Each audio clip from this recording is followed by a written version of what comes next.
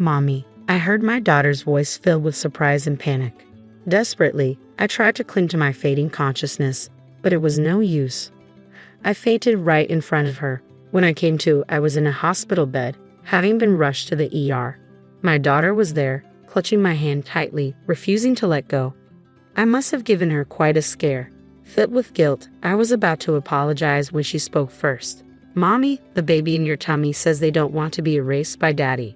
At her mysterious words, I held my breath in surprise. My name is Linda Williams. I'm a 27-year-old homemaker living with my husband, Mark, who is 2 years my senior, and our 4-year-old daughter, Sarah. I used to work as a sports trainer until recently when I had to quit. The reason? I'm expecting our second child. I really didn't want to quit, but after discovering my pregnancy, I started feeling unwell more often and had no choice but to leave. I was depressed after quitting a job I loved, but there were some silver linings. Mark, who hadn't been very helpful with housework or childcare before, started taking the initiative for my sake. Despite my worries about my health, I was glad to see him changing. At that time, I thought everything would be okay. Mommy, wake up, it's morning. I woke up to Sarah's innocent voice. It was 7 a.m. and the school bus for her daycare arrived at 7:30. I jumped up in a hurry. Shoot, Sarah, we need to get ready quickly. What's wrong, Mommy? We overslept. If we don't hurry, the bus will be here. While rushing around, brushing Sarah's hair, and leaving the room, I realized I hadn't seen Mark anywhere. He usually left around 7:15 a.m., so he should still be home. Maybe he's downstairs having breakfast. A little annoyed that he didn't check on us, I headed for the stairs. That's when it happened. I slipped and felt the momentary sensation of being thrown into the air.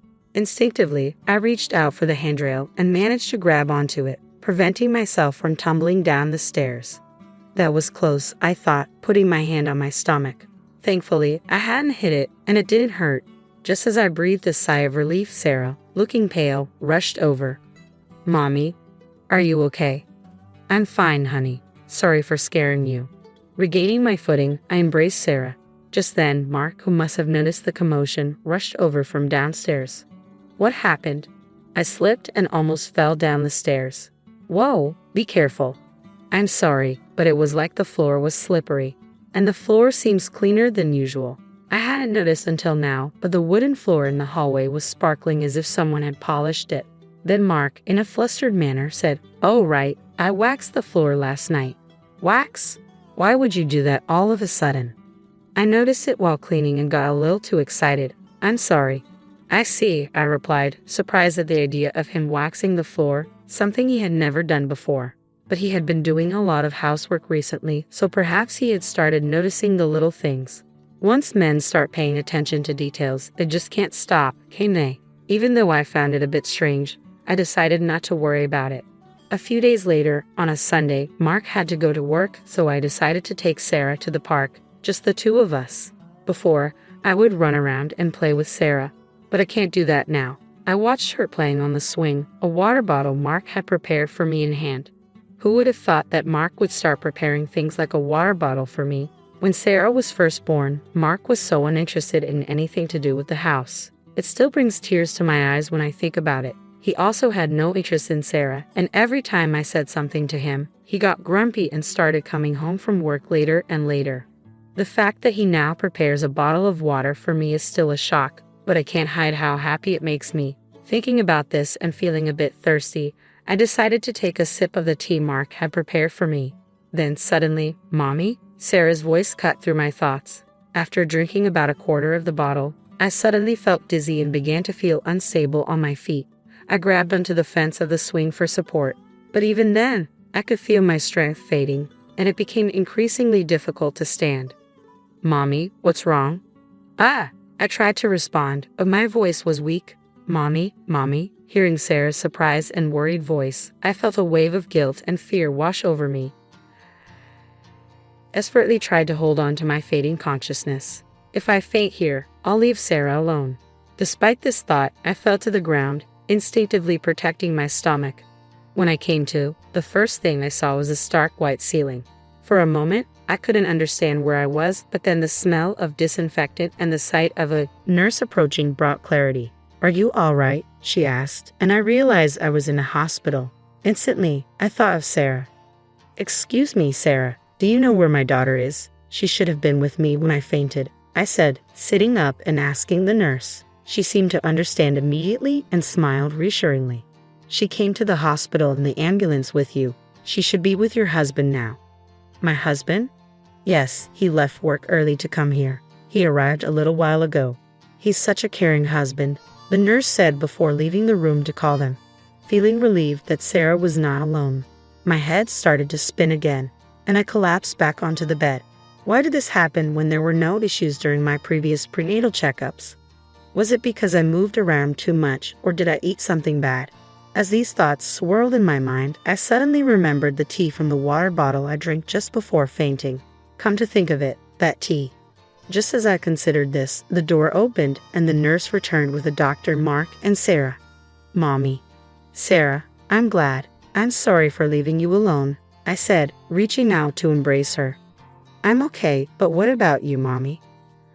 Are you okay? Sarah asked, her voice filled with concern. Yeah, I'm all right now, I replied, patting her head gently. The doctor smiled at me. In the end, it was decided that I would be hospitalized for 2 or 3 days. After a thorough examination by the doctor and nurse, they left the room. I'll go buy a drink, Mark said. Then he too left, leaving just Sarah and me in the hospital room. Sarah seemed a bit restless, as if she wanted to say something. What's up, Sarah? I asked. Mommy, can you keep a secret from Daddy? She asked. Huh? Okay, but why? I replied, curious. Although I wondered why she was asking, I nodded in agreement. Sarah brought her face closer to mine, wearing a serious expression. The baby is saying they don't want to get erased by Daddy, she whispered. Huh? I was momentarily speechless, unable to understand what Sarah was saying. She pursed her lips in dissatisfaction and spoke a little louder. The baby is saying Daddy's being mean and the tea in the water bottle. At these words, I was taken aback. I too had sensed an unusual bitterness in the tea from the water bottle. At the time, I thought maybe Mark had bought a different type of tea than usual and didn't give it much thought. But now, considering the dizziness I felt just after drinking it, I started to wonder if there was a connection to my fainting. What does she mean by the baby is saying? Just as I was about to ask Sarah more questions, Mark came back into the room. Hey Sarah, I'm sorry I'm late. The cafeteria was crowded. I swallowed my words in surprise, and Sarah seemed uncomfortable, burying her face in the bed. Mark looked at her with a puzzled expression. Something happened? Nah, it's nothing, I replied, trying to sound casual. Well, whatever. I'm going home for today, Mark said. I have to work tomorrow, so just rest up, okay? Mark said as he took Sarah's hand and left. My daughter showed a momentary reluctance to leave. Let's go home with Daddy today. Mommy is staying at the hospital. Okay, Sarah replied, following him without saying anything more. I couldn't help but feel uneasy about her. Was Sarah really okay? I was worried, but there was nothing I could do at the moment. I needed to focus on getting discharged as soon as possible, so I crawled into bed. However, I couldn't fall asleep easily. Sarah's puzzling words kept running through my mind. 3 days later, I was finally allowed to be discharged. Since Mark was working, my friend Kimberly came to pick me up. Kimberly was a friend from the gym where I used to work. She had been looking after me since I quit due to my health condition. I was shocked to hear you have fainted, but you seem to be doing much better than I thought. I've been sleeping so well in the hospital that I feel much better, I replied. I'm glad. I was worried because you're pregnant, Kimberly said as we drove home. While having this conversation, I felt a bit uneasy inside. I had been constantly feeling sluggish and heavy-headed, but the discomfort improved in just a few days. The only unusual things I had done during that time were taking a break from housework and child care and eating a balanced diet in the hospital. As I thought about it, I suddenly realized something. I hadn't eaten Mark's cooking for the past few days. I remembered there had been several oddities since Mark started doing housework. Besides almost slipping on the wax floor, other things had bothered me. For instance, items were placed in unusual spots, causing me to trip. I was told the shower was ready, but when I stepped in, the hot water tank was empty and cold water came out. Such incidents occurred frequently, especially in winter when cold water came out. I rushed to the hospital out of concern for the baby in my belly. Fortunately, there were no problems, but it was a nerve-wracking experience. At the time, I thought these were just mistakes due to Mark's inexperience with housework. However, reconsidering now, each incident seemed like something that could lead to irreversible consequences if one thing went wrong. Landa, we're here. Ah, yeah. Before I knew it, we had arrived at the house. Seeing my silence, Kimberly looked at me with worry. If you're feeling sick, you should say so, okay? Yeah, I will, thanks. You should rest for today at least. I'll pick up Sarah, okay? Thank you, I appreciate it. As we got out of the car together, I thought to myself that I should talk to Sarah properly once she was back. In the evening, Sarah returned home with Kimberly, who had even bought some deli food for dinner. Call me if anything happens, Kimberly said before leaving. She was like a superhero. I silently jumped for joy in my mind. Having dinner with the deli food Kimberly bought, I felt unusually well and decided to talk to Sarah again. Can we talk a bit more about the other day? I asked. Sarah nodded seriously. Can you talk to the baby in my belly, Sarah? I asked. Yes, Sarah nodded firmly. It was hard to believe, but I felt that there was no falsehood in her words. Then can you tell me again what the baby is saying? The baby is scared of Daddy. Why? Daddy is trying to hurt us on purpose and separate Mommy and the baby. So the baby is clinging to Mommy with all its might. I was at a loss for words at this revelation. Her words, though clumsy, connected the dots I'd been feeling. Everything that felt off might have been deliberately planned to harm the baby. Feeling this, I shivered. Mommy, what's wrong? Are you in pain? Sarah, I'm sorry. I'm okay. Seeing Sarah's tearful face, I hastily embraced my little girl. I made a decision in secret. I have to find solid evidence or no one will believe this. The next day, after watching my husband leave for work, I started my search. I pulled something out from the back of the closet, a baby monitor we used when Sarah was an infant. If this reveals what he's doing, if it shows what I feared, the thought was so frightening. But if it showed nothing, that would be okay too. With a small hope in my heart, I hid the camera behind a houseplant. A few days later, I mustered up the courage to check it. I can't believe this. It's too awful. What was captured there was unimaginable enough to shatter my small hope. I made up my mind. I absolutely won't forgive this. A week or so passed since I saw the footage. I left my daughter Sarah at my parents' home earlier in the day, then tidied up the entire house and prepared a perfect dinner before Mark came home. Mark, who finally came home, was surprised to see the lavish meal set on the table. What's going on? I could have made dinner. I can't let you do anything dangerous anymore, I replied. Ha! What do you mean? I didn't miss the flash of caution in his eyes.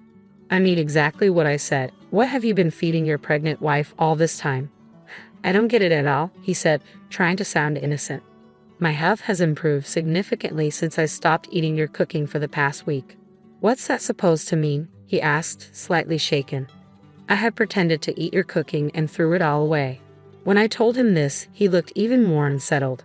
Also, when I checked around the house, I noticed the non-slip pad under the rug was missing and the anti-tip device on the bookshelf next to the bed was removed. I got goosebumps when I found these. These were just targeted at our baby. It implied I was also a target. When I glanced at Mark, his mouth was twitching as he tried to force a smile. Now that I think about it, there was a time when body wash had spilled on the bathroom floor after a shower and things fell from shelves. If I had fallen and hit my stomach, it would have been a disaster. Those are just coincidences, right? Maybe I just made a little mistake, he said nervously. I thought so too until I saw this. I thrust my phone in front of his face and played the footage recorded on the baby monitor. There was Mark talking on the phone with someone, and his voice was clearly recorded.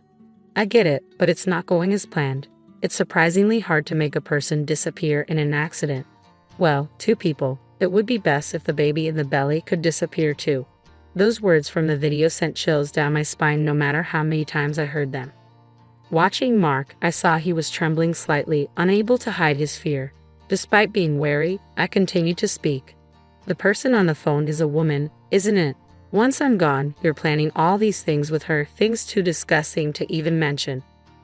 You're spying on me like this. I'll sue you. How dare you?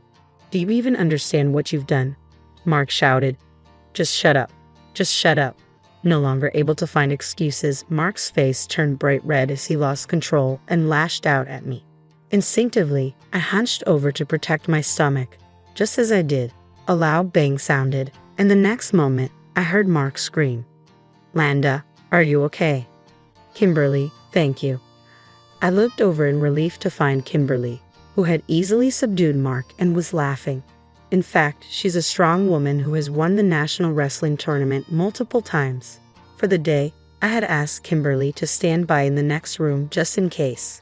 Mark, pinned down by Kimberly, was already red-faced and bellowing. You think you're alive because of who? Me, right? Yet you annoy me with demands to play with the kids and help with housework. If you all would just disappear, I could live freely. Just get lost for my sake, you idiot. So that's what you think. But thank you. Ha! Actually, you just helped me a lot by self-destructing. Saying so, I thrust my phone, which was in call mode, in front of Mark. The call was to 911. Actually, it had been in this state for a little while before, so all of Mark's words had gone straight through to the police. Please, not the cops. Mark was struggling to escape, but Kimberly had him firmly pinned down, and he couldn't move. I'm sorry. I was wrong. Please, I apologize. Forgive me. That's not something you can get away with just by apologizing. What you were about to do. Don't say such things. While Mark was thrashing around, the sound of several footsteps and a voice saying, "We're coming in," echoed as police officers entered through the already unlocked door. In no time, Mark was taken away. Even on his way out, Mark was pathetically clinging to me and pleading, "Help me." A subsequent investigation revealed the plan by Mark and his mistress. Their objective was to eliminate me, who was in their way, so they could be together. Even if they failed to get rid of me, they were contemplating a story that the loss of our child due to my carelessness would lead to divorce. Moreover, if they could blame it on me, they thought they could claim compensation at the time of divorce. The sheer audacity of it all leaves me speechless. Even now, when I think about what could have happened if I hadn't noticed anything, it still sends chills down my spine. Mommy, the baby is happy. She says she can always be by your side. When I went to pick up Sarah, she said that right away. Yes, I'm so glad. It's all thanks to you. I thanked my daughter from the bottom of my heart, and tears of relief flowed. Mommy, why are you crying? The baby is looking forward to meeting you. I'm also very excited.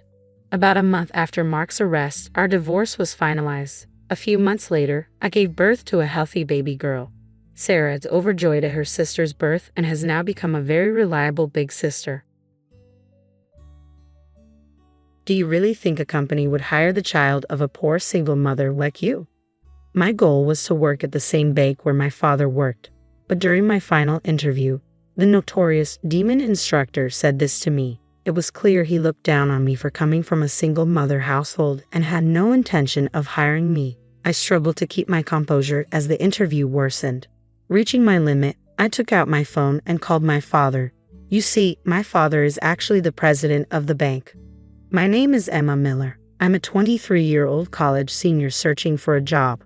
My parents divorced last year, making my mom a single mother. They both wanted to live their own lives, so I naturally stayed with my mom. Despite the divorce, my future plans were heavily influenced by my father, the CEO of the largest bank in the country. I admired him and aspired to work at his bank. Tomorrow, I have my final interview. I'm not the best student, and when I shared my goal of working at the bank, my teachers and peers not only tried to dissuade me, but also ridiculed me. I thought the ordeal would end after the interview, but looking back, it was truly awful. One day during my college years, a friend named Julia asked, "Hey Emma, have you decided where you're going after graduation?" For me, there's only one choice. The bank, I replied confidently. But our conversation drew murmurs from those around us.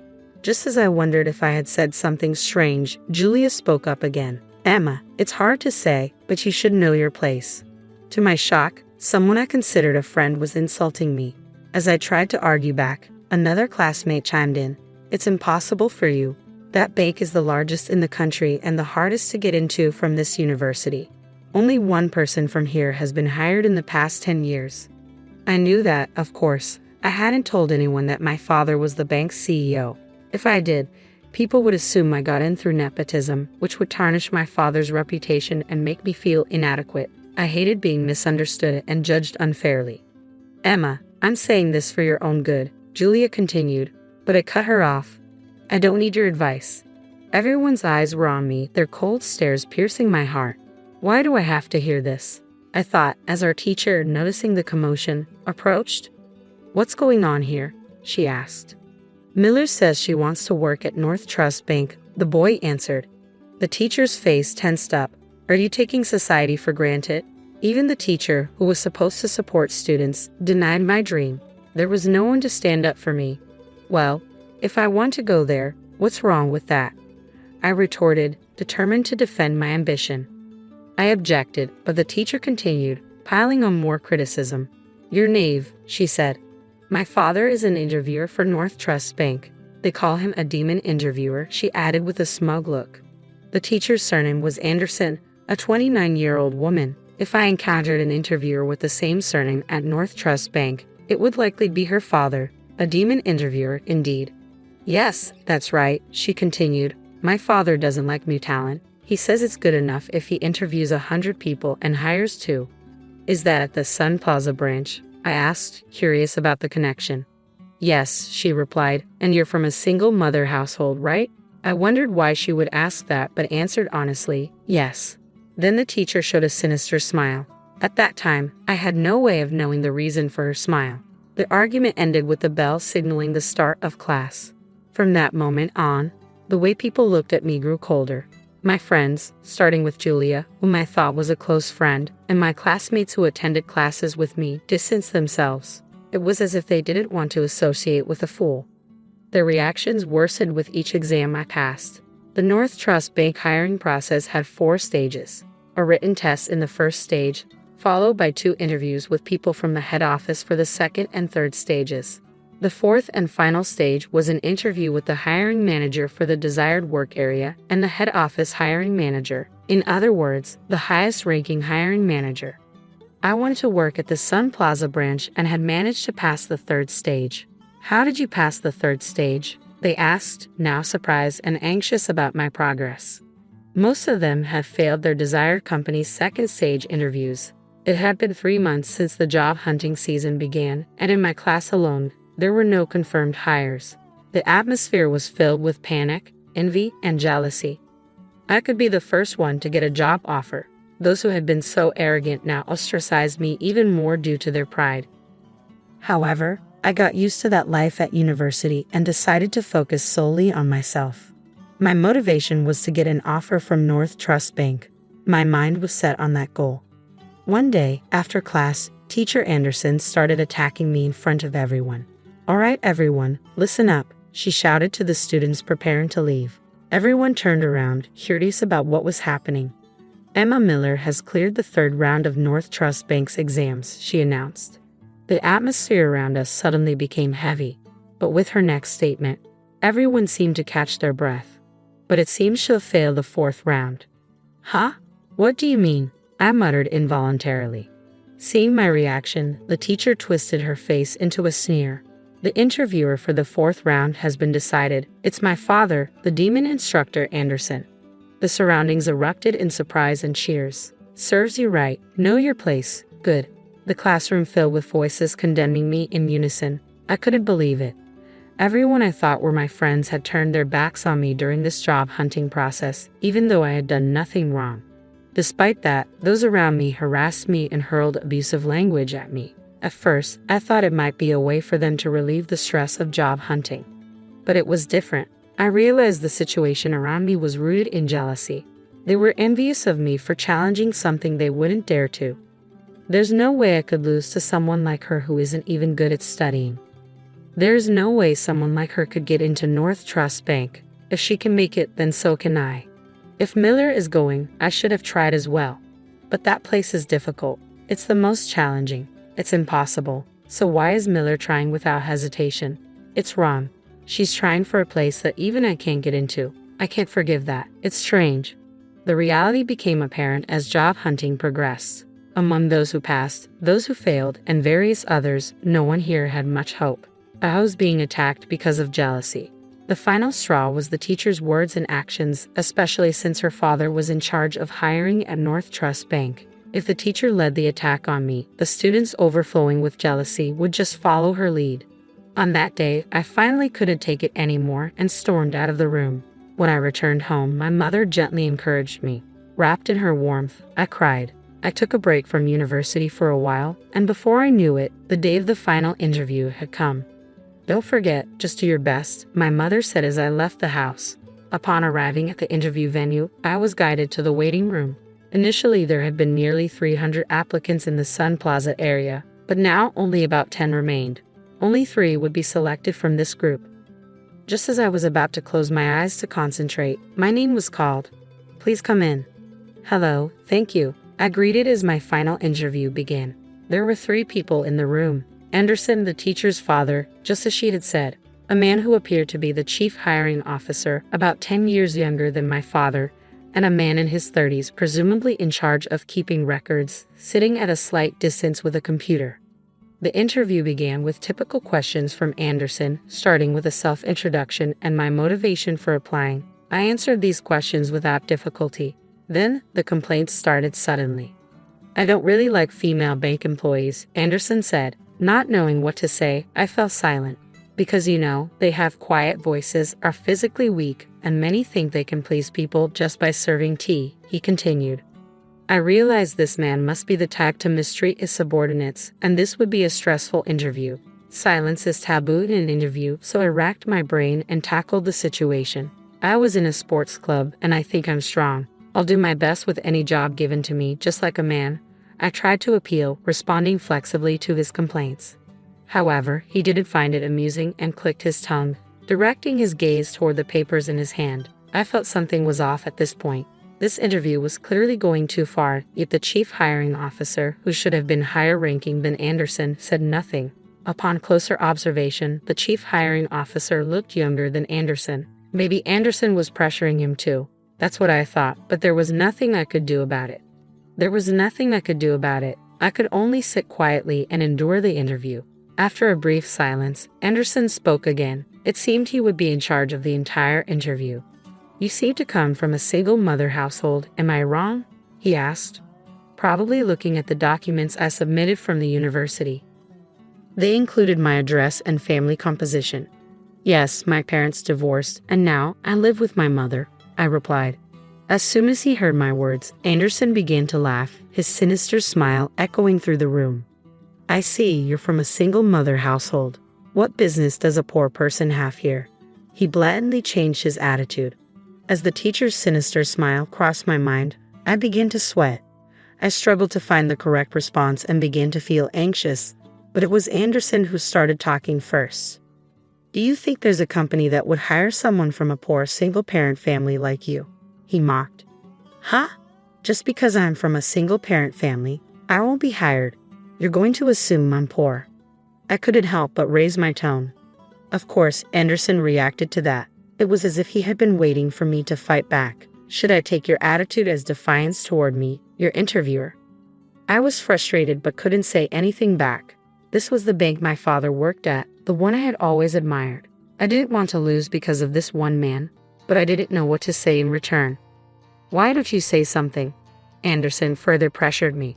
The moment I heard those words, something inside me snapped. My consciousness fell swiftly, and I became incredibly calm to the point where I couldn't believe it myself. "Understood," I said. Anderson seemed puzzled by my response. While staring at him, I stood up from the hard metal chair. "Hey, what's with you suddenly standing up?" he asked. Finally, another person spoke. "Have you been sitting the whole time? You've finally gone mad, huh? What do you plan to do?" "I know about you because I've heard from my daughter," Anderson said, revealing that the teacher had shared information about me. "Is this not a leak of information?" I thought, but it didn't matter now. I took my phone out of my bag and suddenly started making a call. "What are you doing? Making a phone call? Are you mocking this interview? Stop it now, or I'll reject you right here." Anderson threatened me, but I wasn't fazed at all. I spoke into the phone. "Hello, Dad. Your father is here. What can a person from a single-parent family do, clinging to their separated father?" Was that the laugh from the hiring manager? Yes, that's right. A guy named Anderson. "Hey, Dad, can you come to the interview room now?" Of course, he agreed. "I just finished visiting a nearby branch, so I'll be there in 10 minutes. Wait for me, okay?" my father said before I hung up the phone. The person in charge of the recording stared at me with wide eyes, surprised by the unusual scene. But of course, the one who reacted the most was Anderson. Pointing at me, he said, You're finished. Making a phone call during an interview? Unprecedented. There's no way you'll pass. Go home and go to bed or something. I finally decided to argue back. I couldn't take it anymore. This isn't even an interview. It's you who's finished, Mr. Anderson. The chief hiring officer and the recorder were astonished by my sudden confrontation with the interviewer. Judging by their expressions, no one had stood up to this man's abusive behavior until now.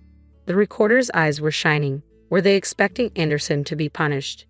Anderson slammed his right hand on the table with all his might, a loud thud echoing throughout the room. The men were surprised, but I didn't flinch. Brian Wilson, you know him, right? I asked.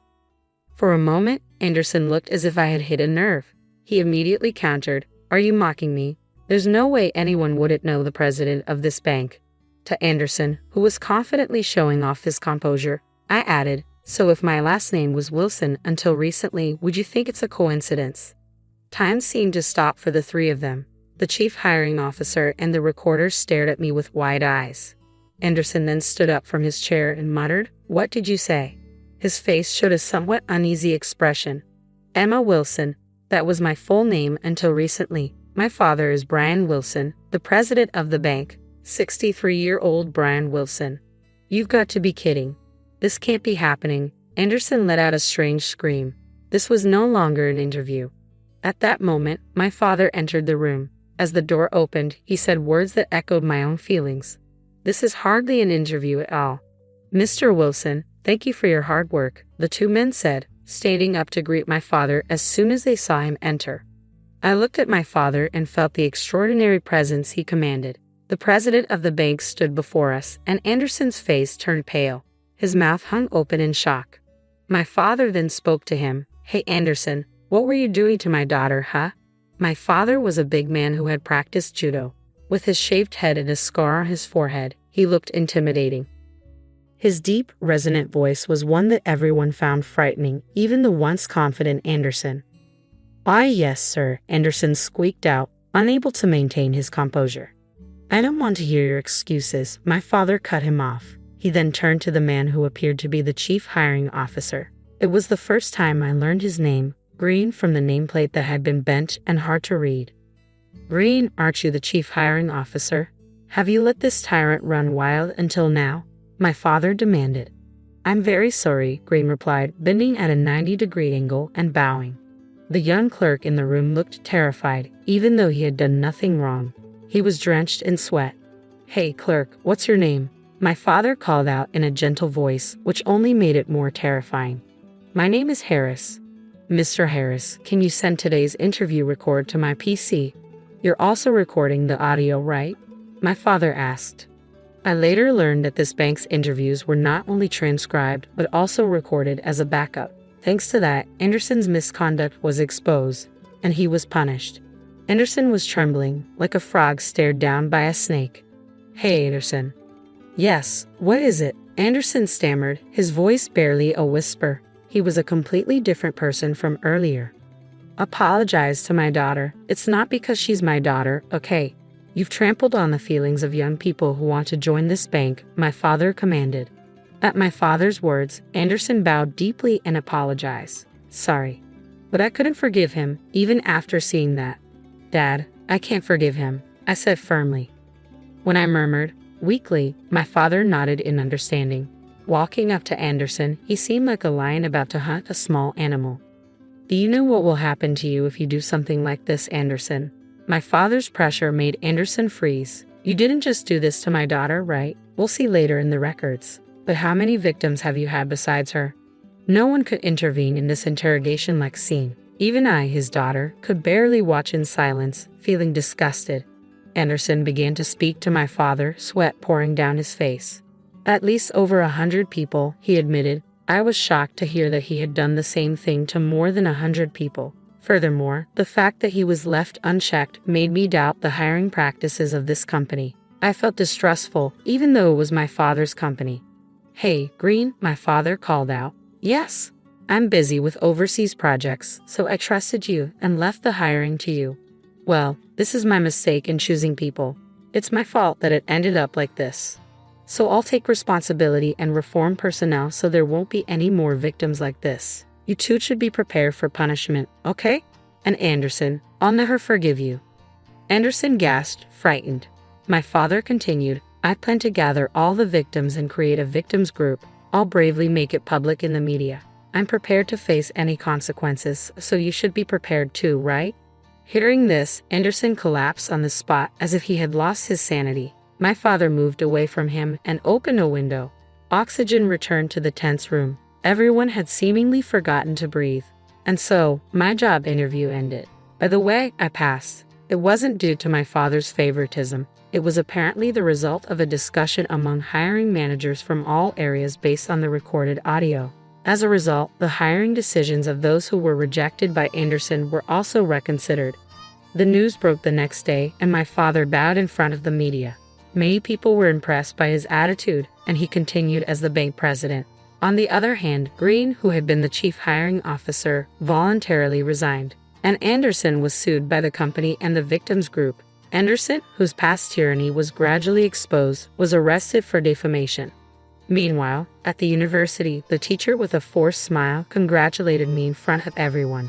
At that moment, my father and the principal appeared in the classroom. "Miss Anderson, this is Brian Wilson, the president of North Trust Bank," the principal introduced. "Oh yes," Miss Anderson replied, her expression faltering. "I've seen him on TV, so I know who he is. Emma Miller's father." "What? What did you say?" I added to the surprise of the teacher's words. "He's my mother's ex-husband and my father." My words caused a stir in the class. Humans have a tendency to flatter those with power. When they realized I was the daughter of the bank's top executive, everyone in the classroom became agitated. It was as if they had wished they had been friendlier to me. "Miss Miller's father is the president of North Trust Bank," the teacher said upon learning the truth, becoming an empty shell. The principal then addressed the teacher. "This school is able to operate thanks to the support of Mr. Wilson's bank. But it seems you've been bad-mouthing Mr. Wilson's daughter along with the rest of the class, haven't you? Well, that is never mind the excuses. Tell me only the truth. Is it a fact?" Pressed by the dean, the teacher finally hung her head and admitted, "Yes. Mr. Wilson wants to discontinue support for this school. If those who harassed Miss Miller voluntarily leave the school, he says the support will continue. What will you do?" The choice was clear to me as I listened. The teachers seemed to understand as well and ultimately resigned from the school, effective immediately.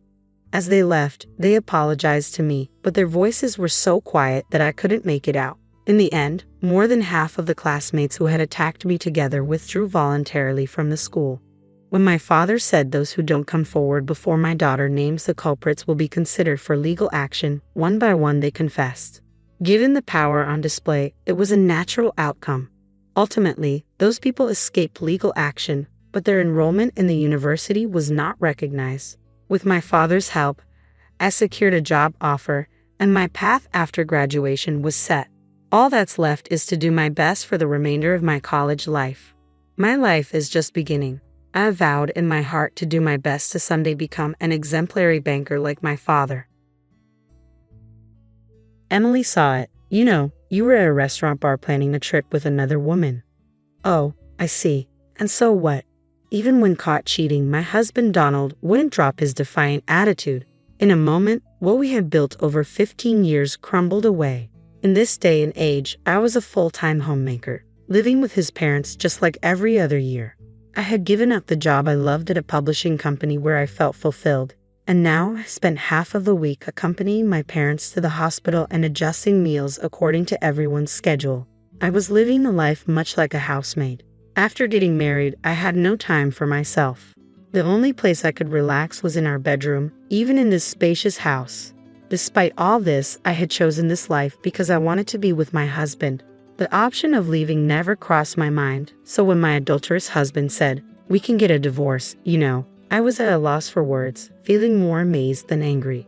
This is the story of me, Sophie Johnson, turning 40 this year, leaving my husband Donald after 15 years of marriage, and starting my life from scratch. It all began 2 months ago on the 25th. That day was payday for Donald, who worked at an electronics manufacturer. Usually, his salary would be deposited into our joint account. I would use that money to pay our monthly bills and give him an allowance in the evening. However, 2 months ago, his salary wasn't deposited into our joint account. I thought there must have been some technical glitch, so when he got home in the evening, I asked him about it. "What do you mean you changed the deposit account without saying anything to me?" He had switched the account to his personal one.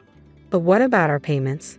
These bills are due on the 27th. I couldn't keep up with a sudden change and just thought of immediate concern. "Just let me know how much you need, and I'll transfer that amount into the joint account," he said, taking off his suit with his back turned to me. He wouldn't even look me in the eyes. "So why did you change it?" I couldn't think of any reason. In the 15 years we've been together, we had never changed the account. We were saving in our joint account, so it wouldn't be a problem if his transfer was late. It's not that our bills would fall behind. Maybe I didn't need to press the issue, but I couldn't help wondering, why didn't he trust me with our finances? Did I do something wrong? I didn't remember overspending, but I thought maybe I had unknowingly upset him. If so, I needed to apologize. That's what I thought when I asked him. But it seems like he thought I was blaming him. He threw his freshly removed shirt onto the couch and glared at me. "It's my hard-earned money, isn't it?" "Yes, it is. But why do I need your permission to use it?" What? I couldn't understand any of his words. I've been giving him a $500 allowance every month, but that was just a temporary arrangement. If his expenses piled up, I would give him more. I asked him what he spent his money on, but I'd never refused to give him more when he needed it.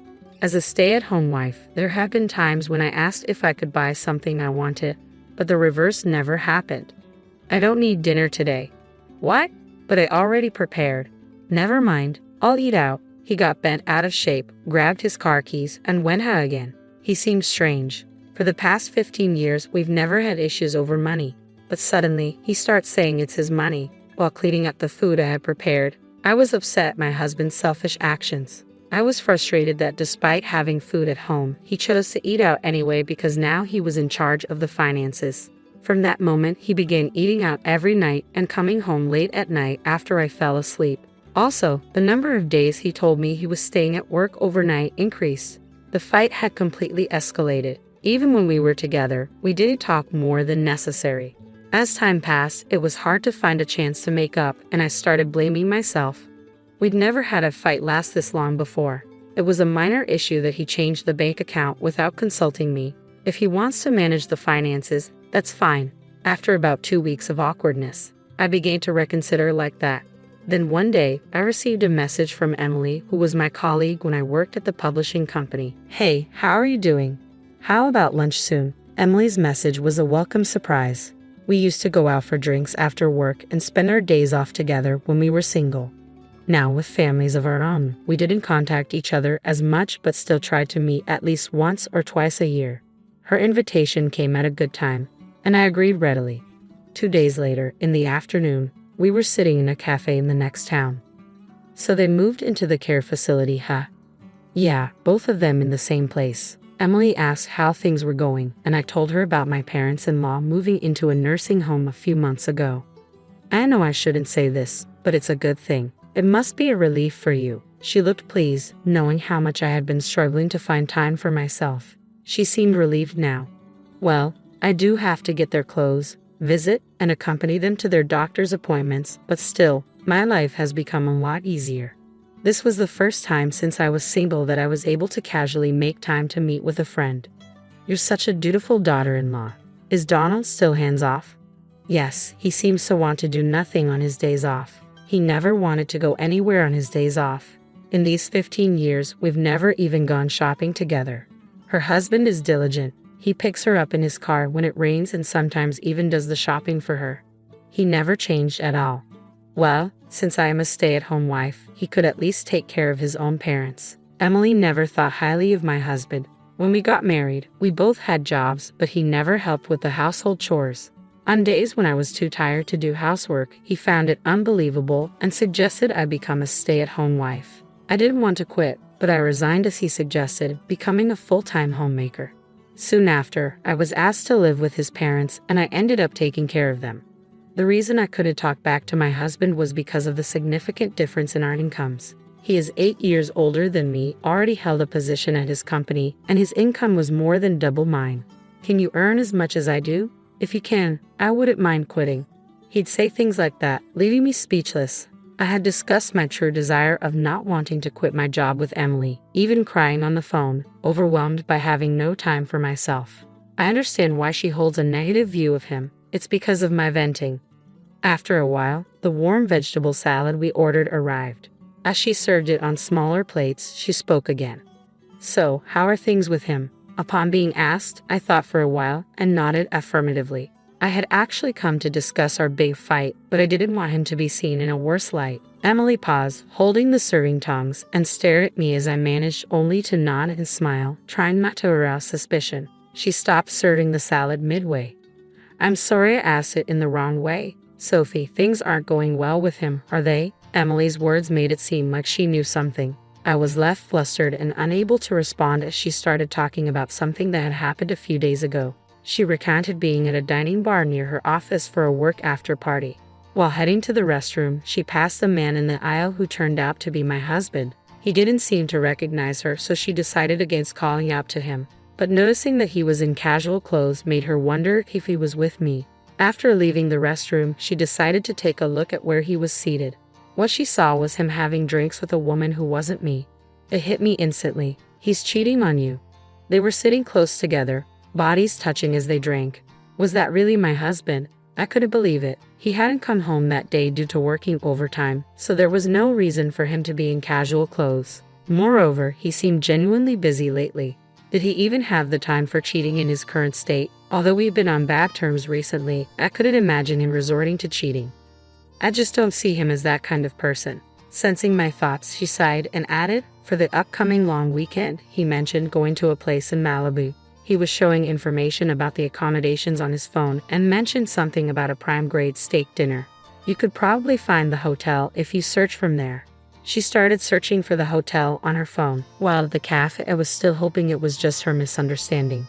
However, as soon as I got home, I started looking through his clothes. I don't remember how many clothes he has, so I wouldn't know how many of what item were missing, but I did notice that 2 or 3 of his favorite clothes were missing. Until last year, he would immediately wear them after washing, and they were always at the front of the drawer when opened.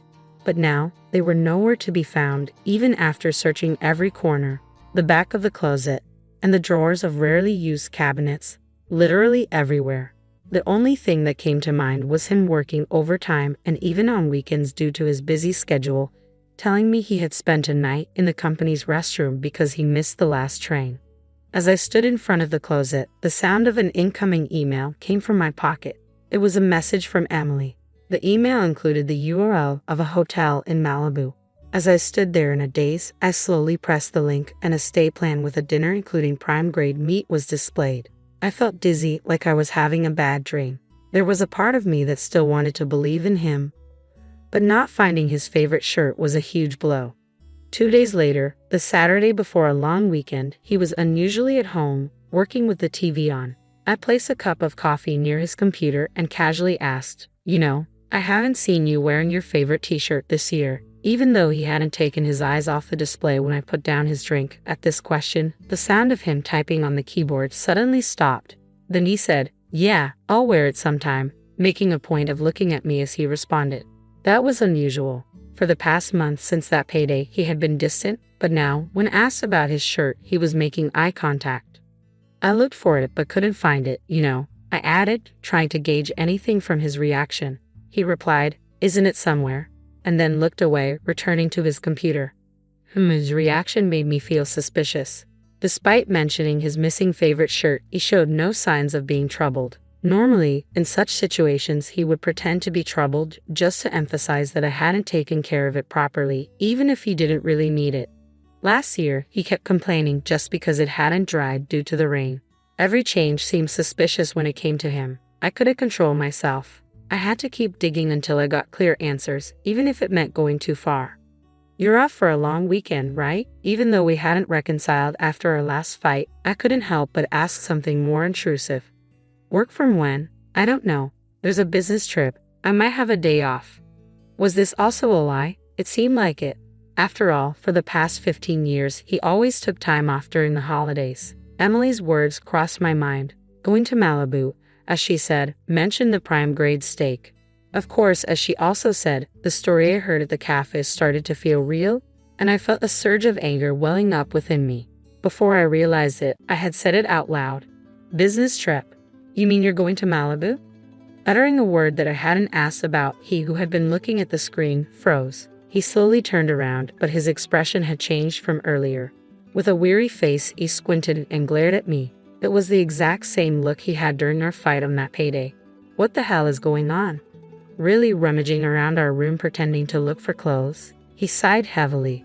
Hearing his words, my lips quivered noticeably. Indeed, I had rummaged through the room, but I found nothing. I couldn't find the t-shirt. Yet despite that, he said it, rummaged through his room. He said so, which means if I had rummaged more, I would have found something that linked to Malibu. I still wanted to believe even while doubting.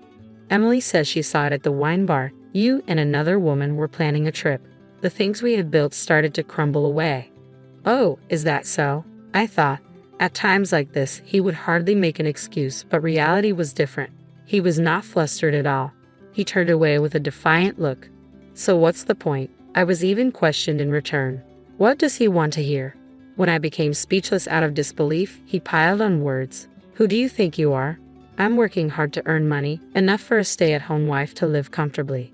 He yelled at me loudly and my head started to ache. I placed a hand on my forehead and took a deep breath. I'm okay with getting a divorce, you know. He uttered those few words. For the past 15 years, no matter what happened, no matter how hard it was, I had tried not to think about it. I was disappointed that he could say it with no hesitation. From that day, he continued to ignore me. Even worse, the moment he found out I knew it, he boldly started communicating right in front of me, like, all right, I'll pick you up at 7 in the morning. The first time it happened, I was dumbfounded. Was he always like this? The person in front of me was a total stranger. As the long weekend and the day of his trip approached, I found myself in the car driven by Emily, silently witnessing his infidelity unfold before my eyes. Sophie, did you get a shot of him putting his arm around her waist just now? Yeah. You should take as many photos as you can. Okay. When I recounted my conversation with him on Saturday to Emily, she was furious and urged me to break up with such a foolish man. She also suggested that I take photos as proof of his cheating and claim for emotional damages.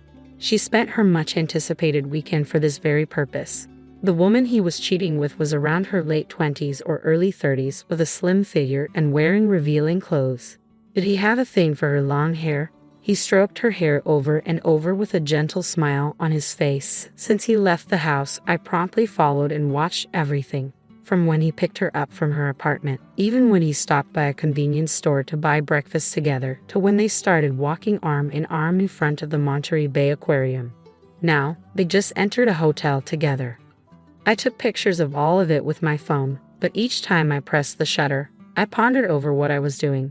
I knew it, but seeing it with my own eyes made me really sad. But I didn't shed a tear. I just stared at his joyful face. That was my day. What do we do now? Shall we stay somewhere for the night? No, let's head back. It seemed she was planning to stay overnight, but I shook my head. I didn't want to waste the money I've saved by scrimping on such a thing. I thought our life as a couple had finally started after my in-laws had been placed in a nursing home. We hadn't been able to go on trips until now because we always took care of our parents first, but from now on, we wanted to create memories as a couple. The money I had planned to use for those times, I wonder if I just wasted 15 years. If I knew it would turn out like this, I wouldn't have married. If I knew I would go through this, I would have divorced him a long time ago. I shouldn't have had to endure and try so hard. Today, seeing his smile for the first time in a while, I wanted to redo those 15 years, though I wanted to cry. I couldn't help but keep sighing. She had been quietly listening, but suddenly she started the car engine and checked the time. What time is it now? After 3 o'clock. Then she made a call and smiled at me. Hey Sophie, let's move out right now. Ha! Hello, sorry to bother you during the long weekend. I appreciate your help. I was taken aback by her sudden proposal. She seemed determined to start something. Panicked, I shook my head at her while she was on the phone, but she ignored me and continued, saying, It's all good. From that moment, Emily was full of energy. While driving, she used her car's navigation system to call various places and gather people to come to my house. About 3 hours later, we actually arrived home in the evening, about 2 hours after that, but within just 1 hour, all my belongings in the house were packed into cardboard boxes. It was truly unbelievable. I didn't want to talk about work since you didn't want to quit, Sophie, but I've transferred from a fashion magazine and now I'm the editor-in-chief of a local magazine. In the car, she made various calls to the moving company, real estate agency, and even to a lawyer who knows Donald. She expertly adjusted the schedule so that the Certus people's visiting times did not clash. I followed her instructions meticulously. Minute by minute, I packed only my valuables into a box, leaving the rest to be handled by the movers. The real estate agent introduced me to a house that could be moved into within a few days. Meanwhile, my belongings were sent to her house, and I ended up staying with her for a few days. After the truck packed with my things left, I was visited by a lawyer who provided advice on claiming alimony after divorce, guiding me towards the least burdensome method. I was amazed at how much could be accomplished in just a few hours. I knew she was a very proactive person from our time working together, but her efficiency was truly remarkable. However, as I looked around the now half-empty room, anxiety slowly began to creep in. He's definitely going to be mad. The cost of moving was surprisingly low. The studio apartment was affordable, and even the consultation with the lawyer was free, yet it still required money. I made these decisions without consulting him. I'm sure he'll be furious when he gets back from his trip. As I felt our relationship deteriorating rapidly, I became depressed. Then she slapped my back. Hey, being a homemaker is a respectable job too. The money you've saved from being frugal is also yours. Plus, it's his fault. He said he'd transfer the necessary money, right? So let's have him pay even for the cost of living on your own. After being strongly persuaded by her, I took one last look around the house. I remembered how in the early days I had found it difficult to rearrange things. Now, I realized I had placed my toner on the bathroom vanity without hesitation. The shoe rack was filled with my shoes. I had always seen myself as a maid, but maybe I had actually become part of the family. After imprinting the image of the home I had lived in for 15 years in my mind, I made up my mind and nodded vigorously at her. Then, on the last day of the long weekend, I left the house I had shared with him. I was still staying at Emily's place. "Where are you at?" I picked up the call from him with a trembling hand. He asked that with a grumpy voice. Without answering his question, I said the words Emily and I had decided on beforehand. "You said you were okay with a divorce, right? And that you would transfer the necessary money. I am divorcing you. Please provide for the costs of me living alone." "What? Stop talking nonsense and come back." He seemed to think this was just a runaway. I cut off his voice and spoke my final words. "Please have your new partner take care of your parents from now on. Thank you for 15 years. While he was still talking, I hung up. He called back several times, but I didn't pick up. I did feel guilty about how I ended things unilaterally like this, but looking back, I had always accepted his unilateral demands ever since we got married. So I tried to think it is fine, at least in the last moment. The following year was a whirlwind. I negotiated with him through a lawyer and finally secured a divorce with alimony and living expenses assured. Finding peace of mind was a struggle until I landed a job as an office clerk at a local factory, slowly building my life with my monthly salary. "Sophie, can you make the deadline this month?" "Yeah, I'll make it, but I think I'm going to barely make it by the deadline, so I don't have time to chat on the phone." All right, I'll go now. You have your piece this month too."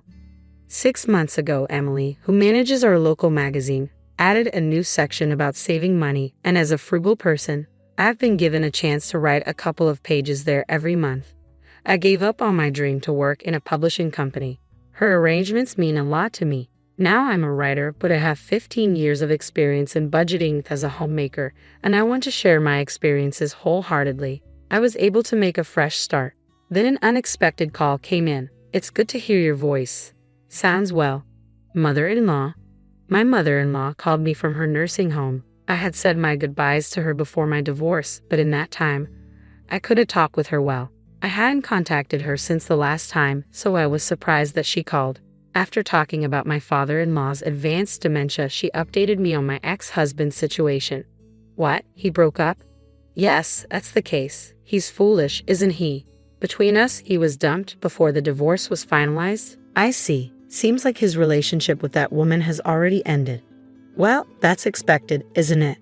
Any young girl would run if she had to deal with taking care of seniors." "So who is at the home now?"